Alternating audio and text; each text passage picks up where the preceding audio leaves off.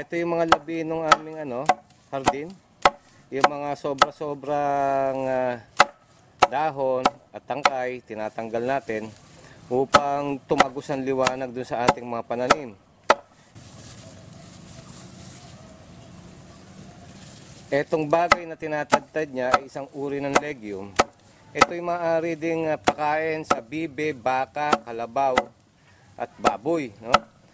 Ginagamit to sa organikong produksyon ng mga hayop upang hindi na tayo gumamit ng mga commercial feeds. Yan.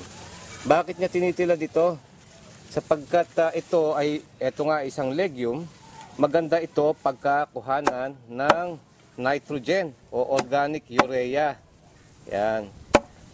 Mas maganda tinitilad na maliit dahil mas maliit ang bagay, ay mas mabilis itong pasukin ng mga decomposing bacteria at microorganisms upang mabulok.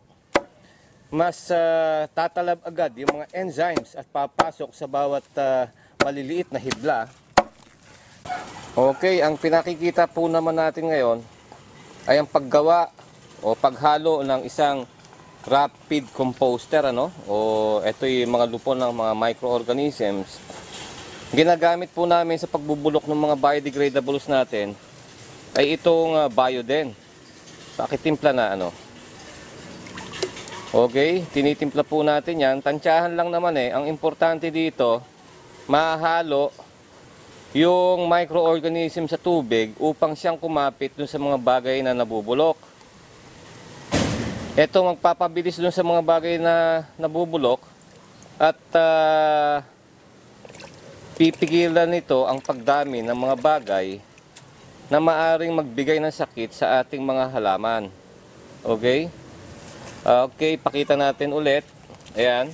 Simple lang naman po yan.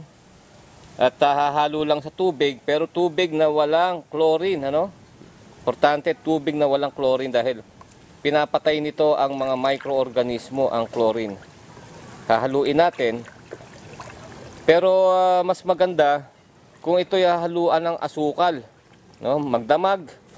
At pababayaan natin siyang dumami pa magdamag bago natin itubog yung mga bagay na ating itutubog o bubulukin. Yan.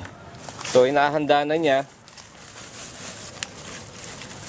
yung sakong paglalagyan. Tingnan nga natin, ano ba to? Okay. So yun ang ating ginagamit, Bioden.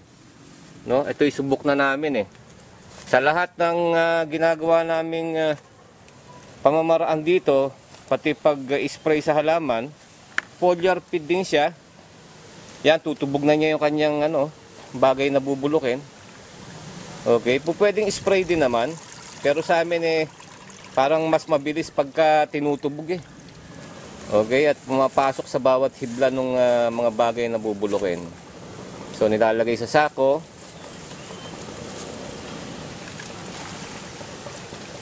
Tubog. Lagay sa sako. Papatuluin. So matagal na natin ginagawa ito. At hanggang sa ngayon ay ginagawa pa rin natin. Ang tinutubog naman niya ngayon ay yung mga halaman na legumes na panggagalingan ng nitrogen dito sa pinaghalo-halong mga labi ng pinagtabasan o trimmings ng ating garden. Hindi namin tinatapon yan. Paminsan ay nilalagay lang namin to sa ibabaw ng plat para doon na siya mabulok bilang isang mulch, lalo na sa araw ng tag-init. Yan, tingnan natin. Yung ibang dahon hindi na niya tinilad. Malalaki pa rin. Pagamat matagal mabulok yung mga bagay na malalaki, mas mabibilis kasi mabulok yung mga bagay na maliliit. Dahil madaling pasukan ng enzymes, ng mga microbes o microorganisms na ating ginagamit upang matunaw yung bagay na bubulukin at makain po ng ating mga bakterya na ginagamit. Okay? Iba-iba po yung bakterya na yan. Merong bakterya o microorganisms, maaring amag, na bumubulok sa mga labi o mga bahagi ng halaman na kung tawagin ay cellulose. May mga microorganisms at fungi din na bumubulok din naman doon sa mga bagay na labi, kamukha ng taba o mantika. Meron din bumubulok sa mga labi o bagay na kamukha ng harina o starch. At may mga bagay din na bumubulok, mga bagay na microorganismo at fungi na bumubulok naman sa mga bahagi na kung tawagin ay karne o protein. Okay? Karne ng isda, karne ng baka, baboy, yan. Iba-iba po yung mga tigabulok na yan. Yun po ay sinubok natin. At kadalasan, itong binubulok natin ay labi ng halaman. Kaya itong ginagamit nating effective microorganisms ngayon ay kaya niyang bumulok sa starch at saka sa cellulose. Yan. Ayan na.